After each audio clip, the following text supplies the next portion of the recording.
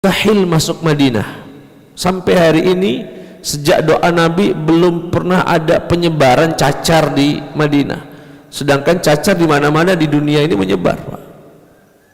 Dan itu salah satu keistimewaan kota Madinah. Tapi kalau wabah itu sifatnya udara, virus yang tidak terlihat, seperti corona ini. Ya. Kita tahu di Madinah kemarin ada sebagian penduduknya yang terkena corona. Sebagian orang akhirnya mempertanyakan, loh katanya Madinah terlindung dari ta'un kok kena corona. Nah pertanyaannya, corona itu termasuk ta'un atau termasuk wabah? Kita tahu corona itu tidak berbentuk koreng, luka, gatal-gatal, kan bukan. Jadi dia bukan ta'un. Sedangkan yang disepakati para ulama, Madinah itu terlindung dari ta'un. Adapun dari wabah ada khilaf di antara ulama, tapi fakta di lapangan menunjukkan wabah masuk Madinah. Wabah masuk, dan itu bukan sekali, sudah pernah. Ya, di beberapa abad yang lalu Madinah juga kemasukan wabah. Baik, sekarang kita fokuskan kepada ta'un ini. Salah satu keistimewaan Madinah, ya, salah satu keistimewaan Madinah adalah tidak bisa dimasuki ta'un tadi. Jadi ketika negara-negara atau satu daerah ada penyebaran penyakit kulit, gatal, panu, cacar, kurap mungkin dan sebagainya, maka Madinah yakin, hakul yakin dengan janji Nabi Muhammad tidak akan kemasukan ta'un. Dan itu salah satu keistimewaan kota Madinah. Yang kedua, Madinah tidak akan kemasukan Dajjal. Jadi nanti di akhir zaman Dajjal itu kan turun dan akan keliling. Tidak ada satu kampung pun kecuali akan didatangi Dajjal untuk menawarkan surga palsunya. Tapi dia tidak bisa masuk ke Madinah, tidak bisa masuk ke Mekah. Kenapa? Jadi disebutkan oleh Nabi, jalan-jalan menuju Madinah, dan itu jumlahnya 7, Pak. Dan sampai hari ini Madinah itu jalan yang menuju ke Madinah cuma 7 jalan saja. Dan di setiap jalan itu Allah tugaskan malaikat untuk melindungi Madinah dari Dajjal dan dari ta'un. Ya. Dan ini salah satu, sekali lagi, keistimewaan kota Madinah. Jadi begitu Nabi datang dan Madinah sedang terdapat wabah, Nabi berdoa, ya Allah, habib ilainal Madinah, jadikan Madinah ini adalah kota yang kucintai, yang kami cintai sebagaimana cinta kami kepada kota Mekah Al-Mukarramah, atau bahkan lebih. Ya Allah, berkahi timbangannya, takarannya, dan sehatkan lagi negeri ini, Madinah ini. Pindahkan penyakitnya ke kampung Mahya'ah atau disebut dengan Juhfah. Hari ini disebut dengan Juhfah. Juhfah itu salah satu miqat, ya, titik miqatnya orang yang datang dari arah Damaskus, Syria, Palestina dan sebagainya. Tidak lama itu Nabi mimpi melihat seorang perempuan hitam, rambutnya berantakan, keluar dari Madinah. Dan Nabi tafsirkan itulah keluarnya wabah dari kota Madinah Al-Munawwarah yang pindah sesuai dengan doa Nabi ke daerah yang disebut dengan Juhfah. Jamaah sekalian yang dimuliakan oleh Allah Subhanahu wa taala, kami ingin lengkapi bahwasanya Madinah, ya, merupakan daerah yang memiliki keutamaan. Bahkan tadi malam saya coba cari referensi, nama Madinah itu banyak sekali. Nama lain dulunya disebut Yathrib, kemudian disebut dengan Tibah atau Tobah, disebut juga dengan Madinah. Mungkin Bapak pernah dengar senandung salawat, ya Thaibah, ya Thaibah. Thaibah itu Madinah maksudnya, Pak. Ya, wahai kota Madinah. Wal hawa nadana ashtana lik, wal hawa nadana, wal hawa nadana. Itu artinya kurang lebih, wahai Madinah, anginmu memanggilku, aku rindu dengan yang tinggal di sana. Maksudnya Rasulullah sallallahu alaihi wasallam. Ya. Dan kelebihan Madinah banyak sekali. Ya, keutamaan kota Madinah Al-Munawwarah, bahkan ada di dalam kitab Asy-Syifa, dibandingkan dengan Mekah, lebih utama mana Ustaz antara Mekah dan Madinah? Mekah lebih utama dengan beberapa hal, di mana salat di sana dilipat gandakan 100.000 kali lipat, sedangkan Madinah dilipat gandakan 1000 kali lipat. Tapi Qadhi Iyad, ulama yang mengarang kitab Asy-Syifa, menyebutkan tempat kota paling mulia di muka bumi ini adalah Makkah, kecuali, ya bahkan Makkah lebih utama dari Madinah, kecuali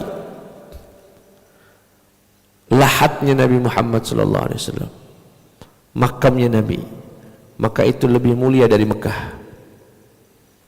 Yang menyentuh jasad Nabi Muhammad sallallahu alaihi wasallam, hanya di bagian itu dari kota Madinah kemuliaannya melebihi daripada kota Mekah Al-Mukarramah. Jemaah sekalian yang dimuliakan oleh Allah Subhanahu wa taala, dan hari ini Pak, entah Bapak merasakan hal yang sama atau tidak, kalau boleh ngebandingkan, memang suasana Madinah lebih syahdu dari Mekah. Bagi Bapak yang pernah umrah bisa merasakan itu Pak. Madinah terasa daerah yang sangat nikmat, anginnya nikmat, suasananya nikmat, syahdu untuk beribadah. Mekah pun begitu, tapi tidak senikmat kalau kita berada di kota Madinah Al-Munawwarah. Salah satu penyebabnya karena ini adalah tempat hijrahnya Nabi, ini adalah tempat disemayamkannya jasad Nabi Muhammad sallallahu alaihi wasallam. Jemaah sekalian yang dimuliakan oleh Allah Subhanahu wa taala, berikutnya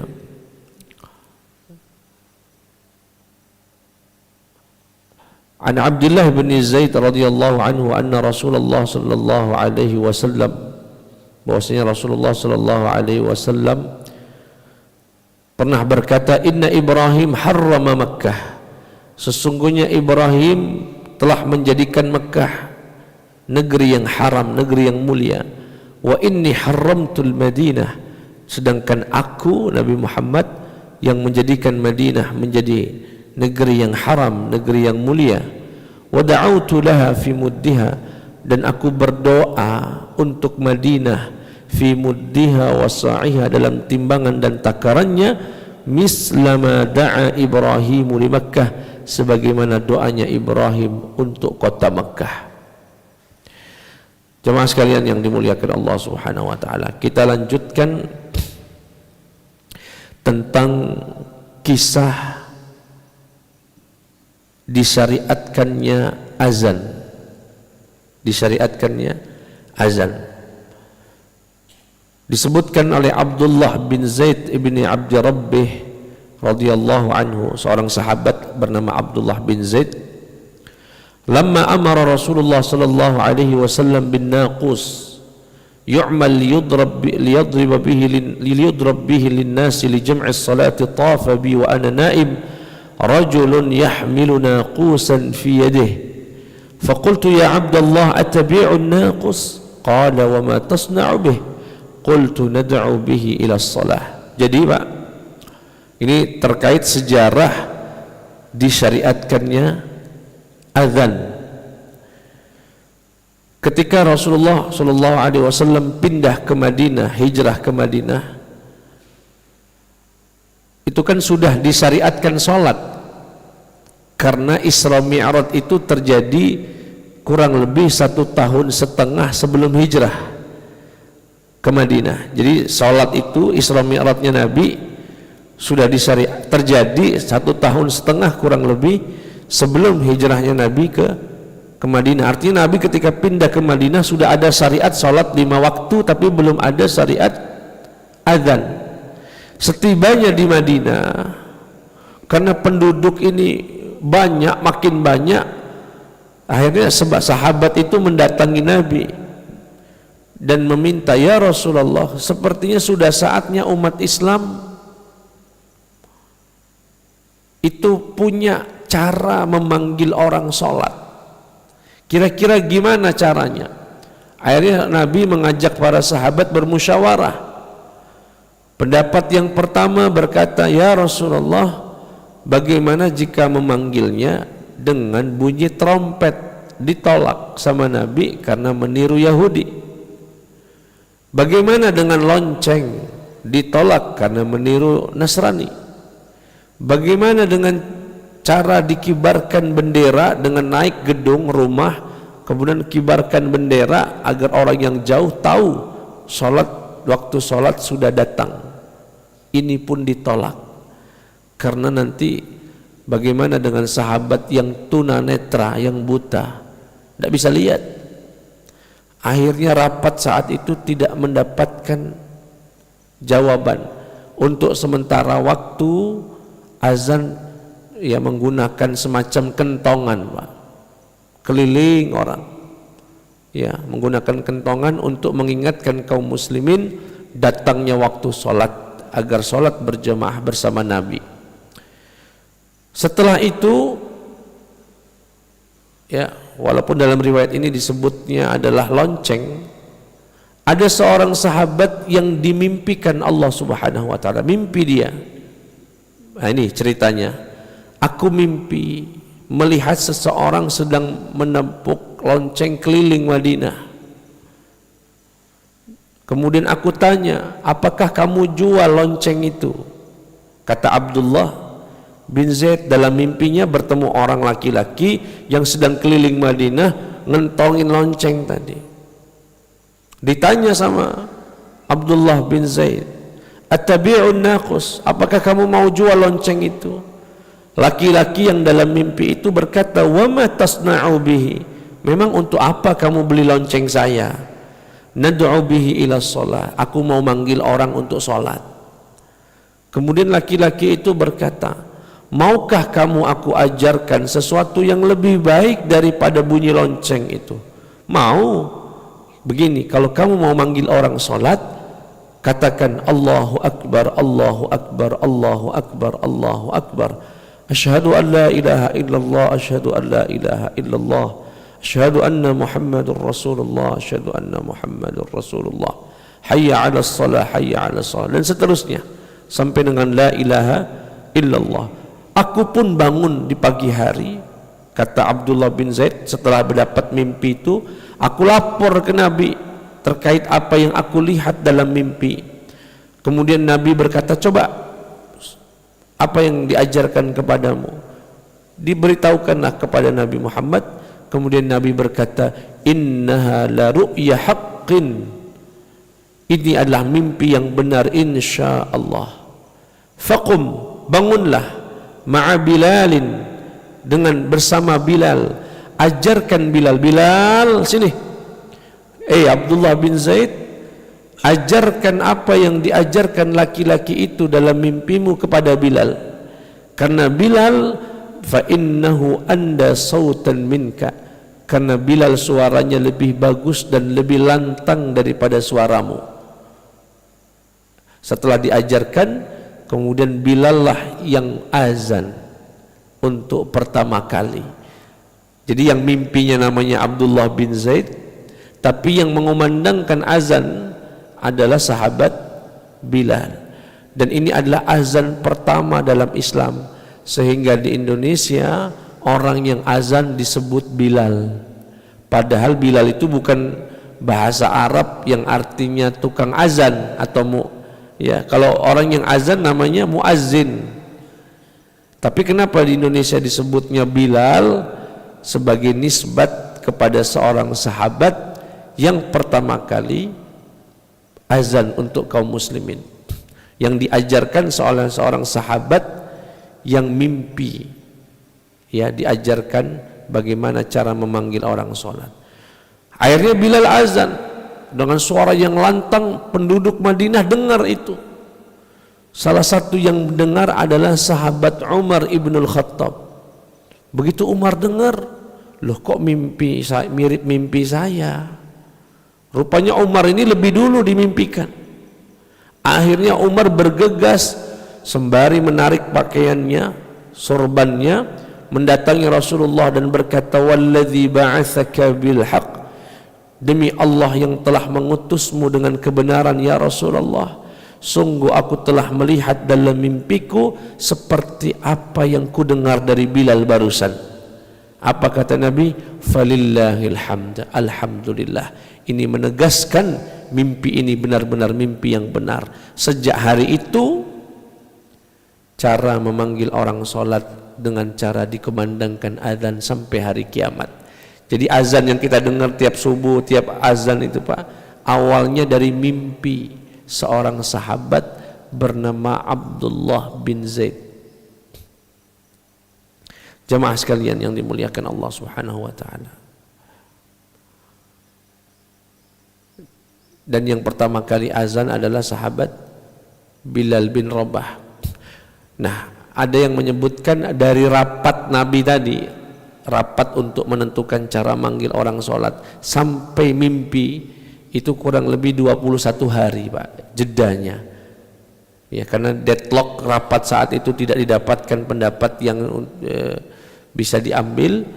Ya udah sementara dengan mentong-mentungin kentongan keliling Madinah sampai nanti Allah berikan petunjuk, dan itu jedanya 21 hari kurang lebih, barulah diketemukan azan, dan itu sampai dengan hari kiamat. Dan salah satu mukjizat azan yang disebutkan Nabi, disebutkan an Suhail ibni Abi Saleh, dari seorang sahabat bernama Suhail, arsalani abi ila bani Harithah, aku diutus ayahku ke kampung kabilah Bani Harithah, wa ma'i ghulamun lana, dan ikut bersamaku pembantuku, fanadahu munadin min ha'itin bismihi, kemudian tahu-tahu ada suara memanggil dari tembok, memanggil namanya. Jadi ada seorang tabi'in ya bernama Suhail, itu disuruh ayahnya pergi ke kampung namanya Bani Harithah. Pergi dia ditemenin seorang budaknya. Sampainya di kampung itu ada yang manggil-manggil dari tembok. Setan maksudnya Pak, jin manggil-manggil. Fa asyrafa 'alal ha'id falam yara ahad. Karena ada yang manggil-manggil dari arah tembok itu, kami datangi. Saya datang ke sana, sampai di sana enggak ada siapa-siapa. Kemudian fadzakartu dzalika li abi, aku pun kemudian ceritakan kejadian itu kepada ayahku.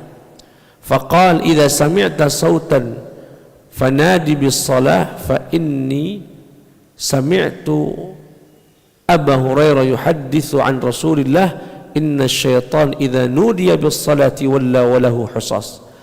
Kata ayahnya, kamu kalau dengar suara-suara yang gak jelas itu, yang aneh-aneh, mengerikan, azan aja, azan saja. Kenapa? Karena aku pernah dengar dari sahabat Abu Hurairah, kalau Nabi pernah bersabda, sesungguhnya setan kalau dikumandangkan azan untuk sholat, lari terbirit-birit sampai kentut, sampai kentut. Jadi kalau ada azan, setan itu akan lari Pak, mencari tempat yang gak ada suara azan, sampai terkentut-kentut bahasanya. Saya ingin sedikit menambahkan gini Pak, mungkin Bapak merasakan kalau datang ke suatu kampung atau bahkan perumahan, gak ada musolanya Pak, nggak ada, itu senyap rasanya Pak, nggak ada auranya. Saya sedikit cerita, saya kan lahir di Lampung Selatan, daerah dekat Kalianda, mungkin yang tahu Kalianda. Kalau Bapak tahu di tahun 2012 ada konflik dengan Bali yang sampai korbannya ratusan orang mati di sana.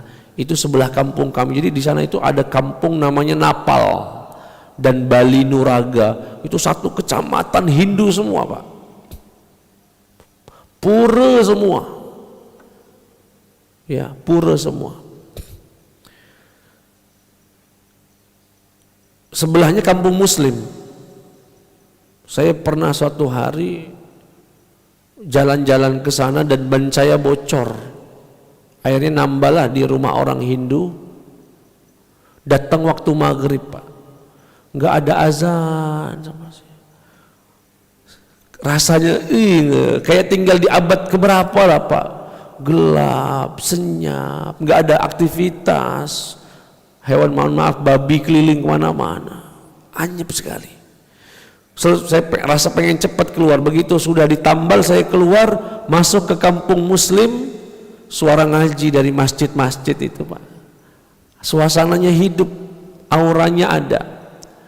Dan kalau saya boleh cerita, di satu kecamatan itu Pak, di tengah pura-puranya orang Bali, tempat orang bakar mayat macam-macam, ada musola kecil nyelip. Dulu yang menjaganya atau menjadi imamnya namanya Kiai Haji Abdullah Nur Said. Wallahu a'lam, kami anggap beliau orang soleh, satu yang berjuang agama di kampung Bali itu Pak. Dan saya pernah sholat di musola itu, luar biasa Pak. Jadi itu di tengah, ya bayangkan satu kecamatan itu pura semua, ada segelintir orang Muslim dan ada musolanya, dan mereka memang diizinkan azan. Dan kalau azan Pak, ini setiap kali beliau azan itu anjing menggonggong sekecamatan itu Pak. Jadi kalau Allahu Akbar, Allah, suara anjing dari mana-mana. Ya kalau kita sebagai umat Islam tahu itulah setan sedang lari terbirit-birit. Sedangkan salah satu hewan yang diizinkan untuk melihat setan adalah anjing. Dan anjing itu melihat apa? Mungkin berlari-lari galau ini. Subhanallah. Dan wajar saja kampung itu menjadi, dan di kampung di mana saja, bahkan di tempat saya nggak tahu Pak ya, di Palembang ini saya pernah masuk satu kampung, bukan satu kampung, satu tempat, masuk kampung senyap, nggak ada auranya, nggak ada apa ya, nggak enak lah seperti itu karena tidak ada azan. Kenapa tidak ada azan menjadi senyap, tidak berkah, tidak ceria kampung itu Ustaz? Karena kata Nabi, kalau dikumandangkan azan, setan itu akan lari sampai terkentut-kentut ke titik tidak didengar suara azan. Artinya kampung yang nggak ada azan itu tempat kumpulnya setan Pak, tempat kumpulnya setan. Makanya saya kalau sarankan teman-teman mau cari rumah di perumahan, lihat dulu ada musolanya enggak. Kalau enggak ada musolanya, carilah tempat lain, cari perumahan lain. Ya, rumah itu tidak berkah. Ya. Dan saya pernah ceritakan di tempat ini, di majelis ini, saya punya kenalan seorang pengusaha dari Mesir. Dulu ketika saya di Mesir, namanya Syekh Muhammad. Beliau bercerita pertama kali perjalanannya ke Eropa, tepatnya Austria. Nah, itu Austria dalam bahasa Arab disebut dengan Nimsa. Datang ke sana sehari 2 hari biasa-biasa saja, tapi begitu sudah 3 hari lebih, dia merasa ada yang kurang dalam hidupnya. Dan tapi dia nggak tahu jawabannya apalah, kok kayak ada yang kurang batin ini. Sampai kemudian dia kembali ke hotel, kemudian dia setel televisi di hotelnya, dan saat itu yang terlihat ya televisi acaranya adalah siaran langsung Masjidil Haram, dan datang waktu sholat dikumandangkan azan dari televisi itu.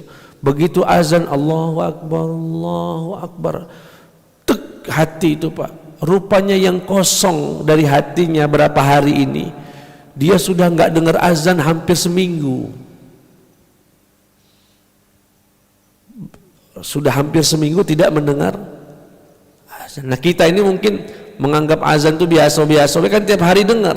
Coba seminggu baik tidak dengar, baru kita merasakan dengar azan itu nikmat Pak, luar biasa. Masih bisa dengar azan subuh, zuhur, ya. Dan beliau baru sadar, ya Allah, aku inilah seminggu nggak dengar azan, ya. Dan baru menyadari rupanya selama ini di Mesir yang dimana dia mendengar azan setiap hari, dia tidak menganggap itu satu nikmat besar, dan sekarang baru tahu itu adalah nikmat yang besar. Jamaah sekalian, itu yang bisa kami sampaikan pada kesempatan pagi hari ini. Sebetulnya kami kehausan, mana minumnya ini, kata minum. Biasanya disiapkan, lupa. Ya, kalau ada yang mau ditanyakan Pak, dipersilakan. Ini kali minumnya.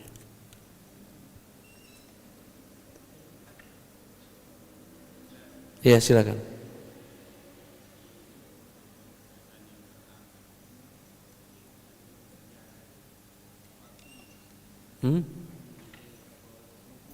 Apa itu? Oh iya.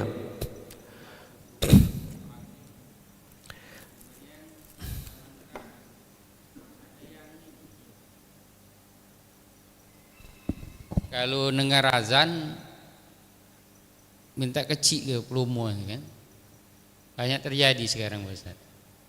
Kalau suara azan itu ini kecil ke baik azan itu, cukup dengar di dalam masjid baik, itu kan. Nah, mungkin itu setan juga, Iya, kebanyakan itu Ustaz. Iya.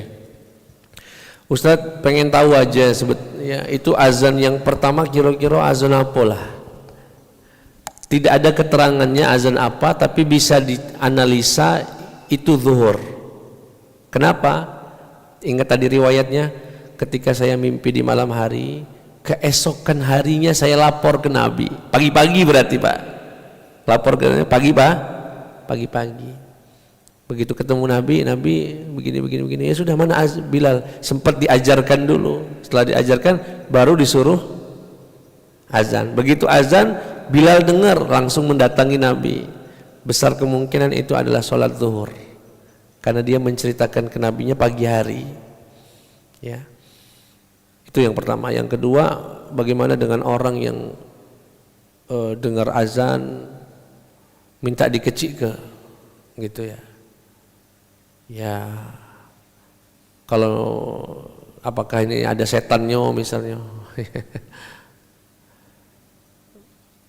Yang pasti yang tidak senang dengar azan ya orang yang bermasalah. Ya, itu nikmat, itu panggilan Allah. Ya. Namun demikian, masjid juga harus introspeksi. Yang azan yang ya suaranya yang bagus lah. Lihat Nabi Pak, yang mimpi Abdullah bin Zaid.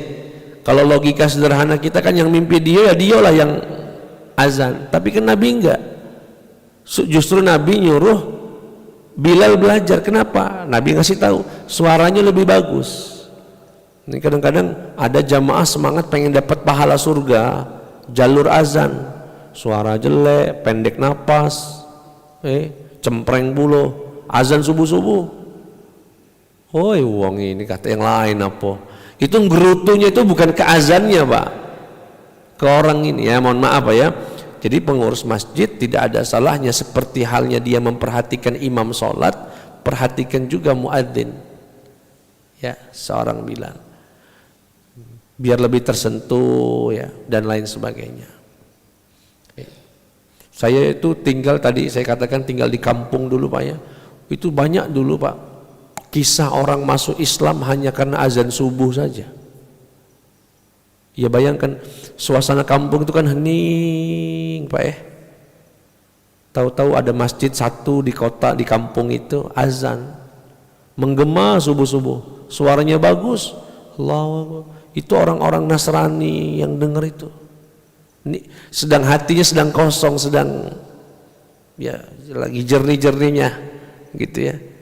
Itu banyak Pak, besok-besoknya langsung pagi-paginya langsung datengin masjid minta syahadat. Luar biasa itu. Mukjizah itu. Yang lainnya Pak silakan. Ya silakan.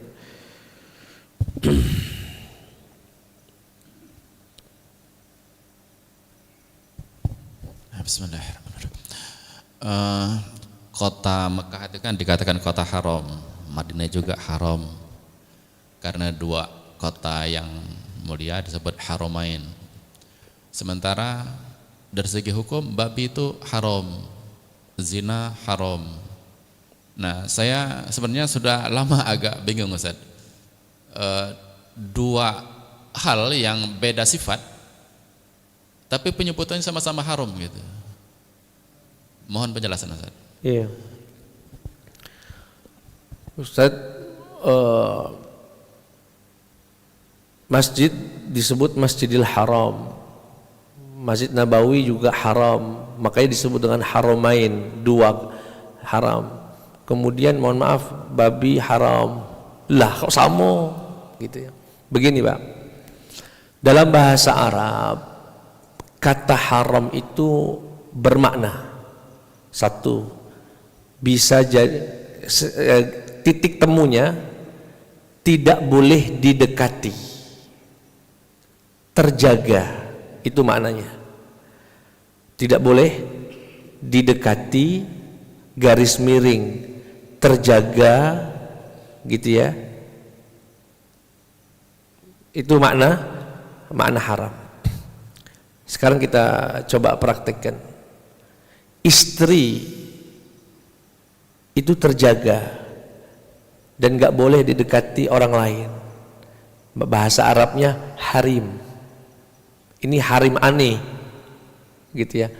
Mahram, orang yang gak boleh didekati untuk dinikahi. Masjidil Haram terjaga, dari sisi terjaganya dia terjaga ya. Babi juga untuk tidak didekati.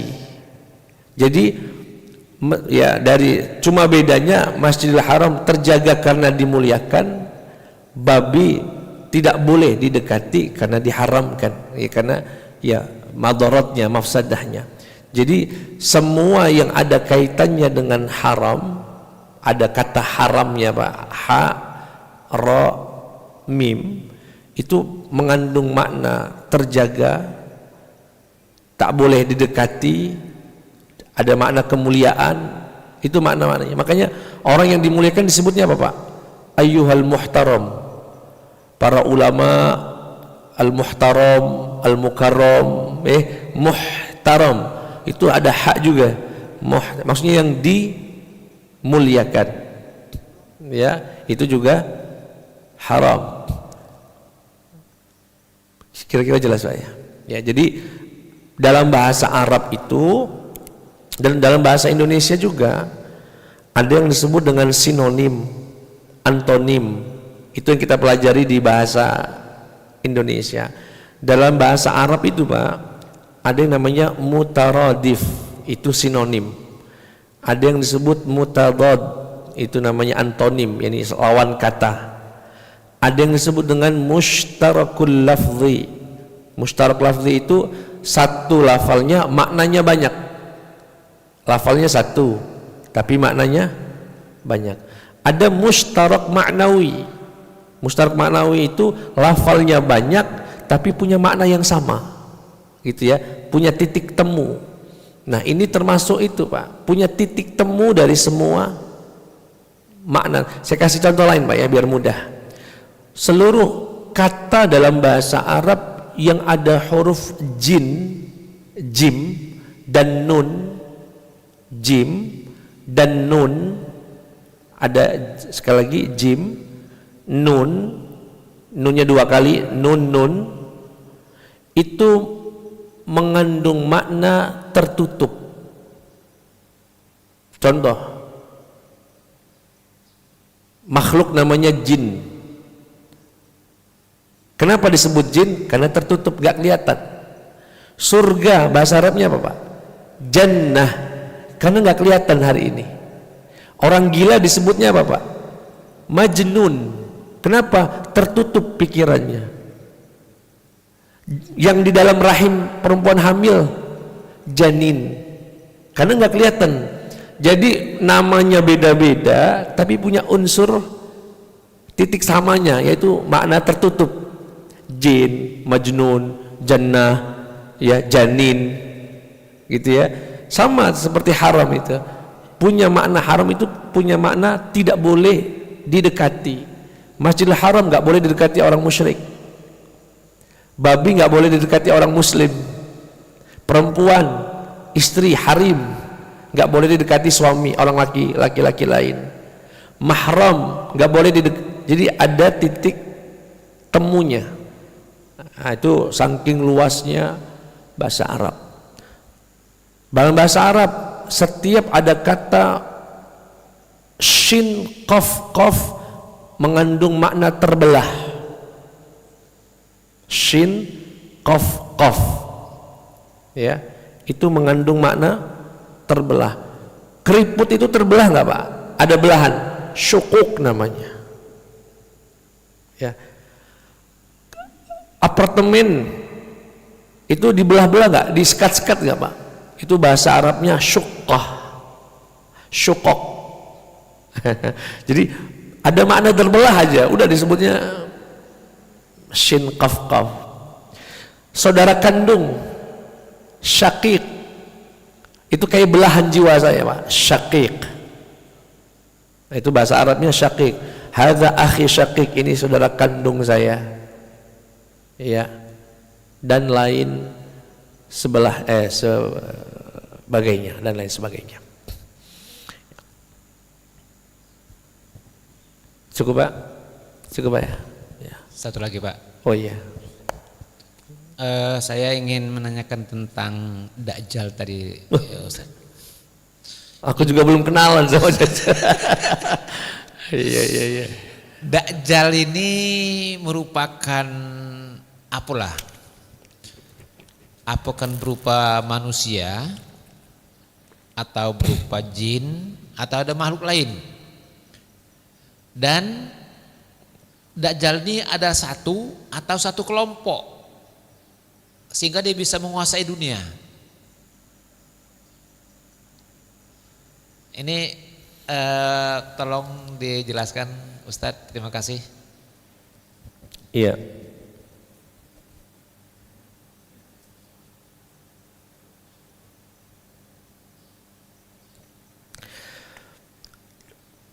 Dajjal disebut dengan Masihid Dajjal, ya. Itu salah satu tanda keluarnya datangnya hari kiamat, ya, tanda kiamat besar.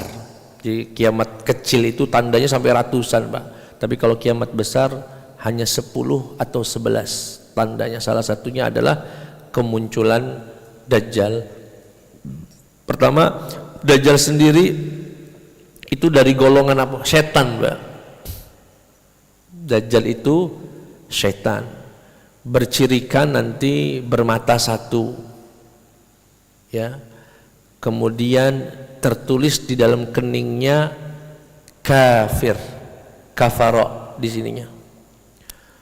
Dan hari ini sudah ada di satu tempat tersembunyi yang kita belum tahu di mana itu, dan akan muncul pada akhir zaman untuk menjadi fitnah terbesar. Fitnah itu ujian, maksudnya ujian terbesar kaum muslimin nanti. Kenapa? Karena dia akan menawarkan surga, dan surga dia sebetulnya neraka.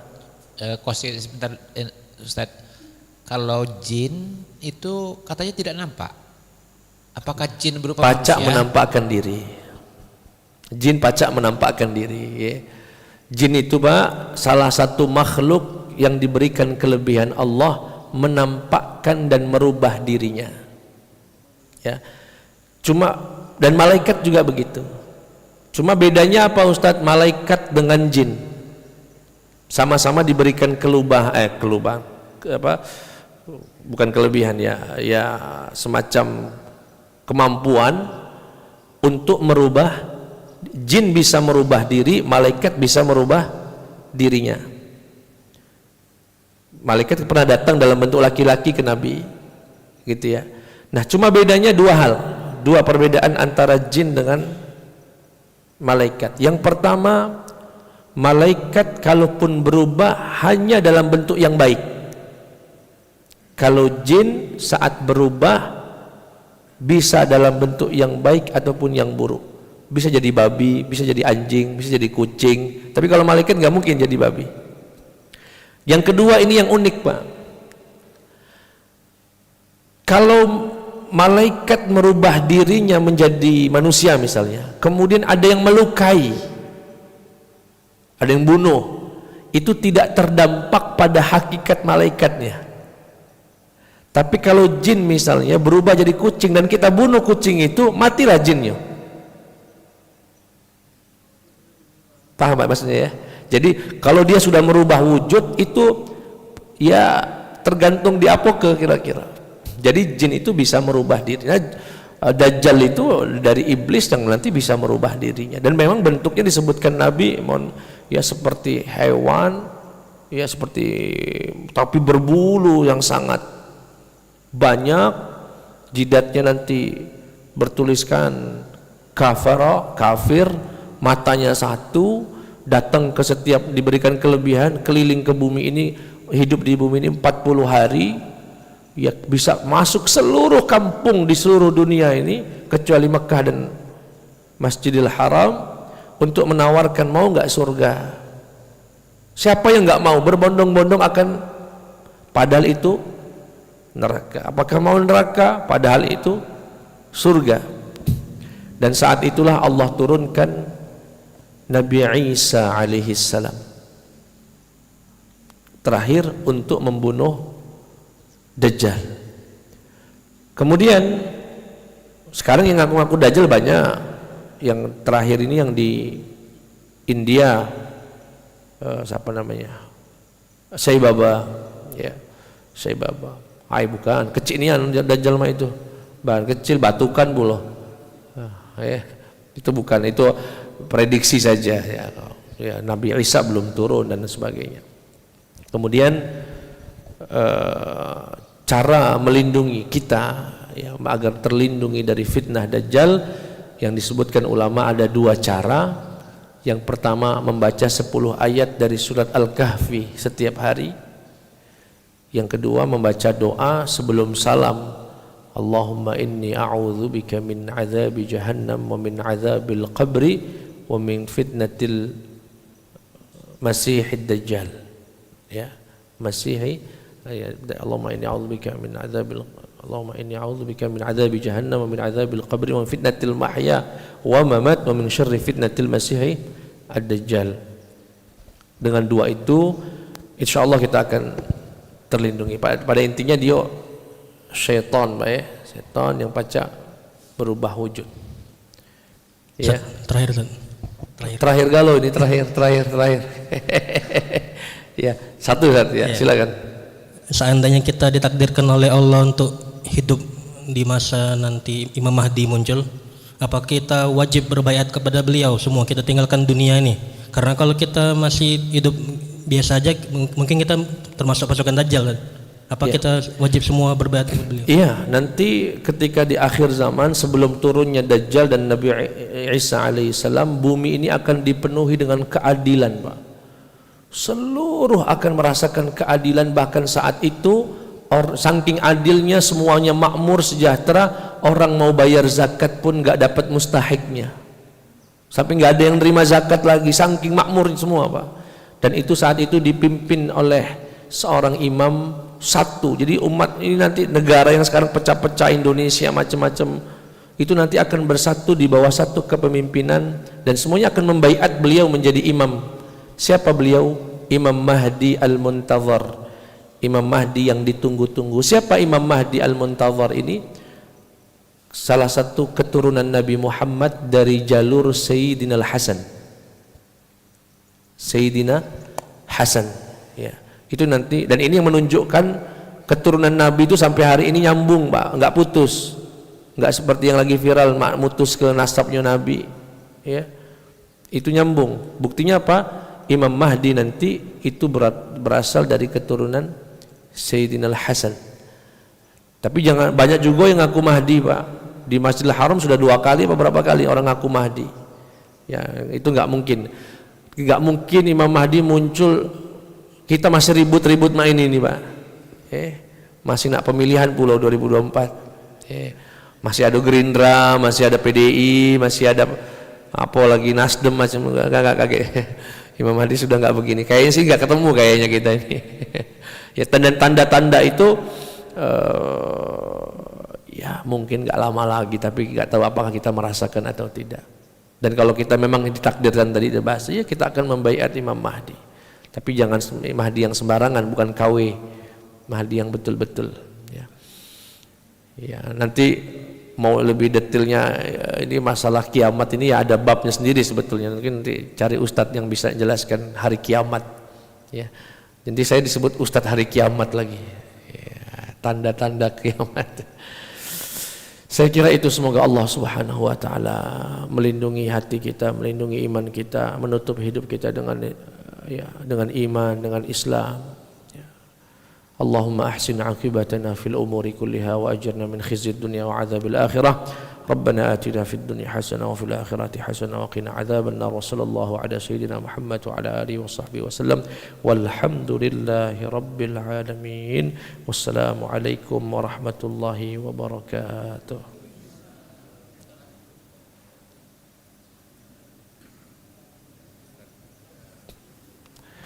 Ya Kak, alhamdulillah.